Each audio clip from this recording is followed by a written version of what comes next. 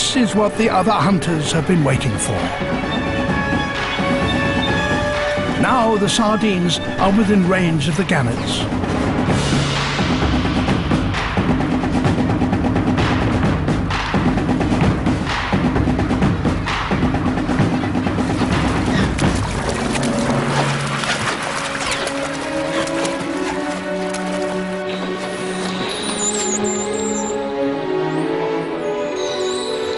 The bait balls form and reform, seldom lasting longer than a few minutes each.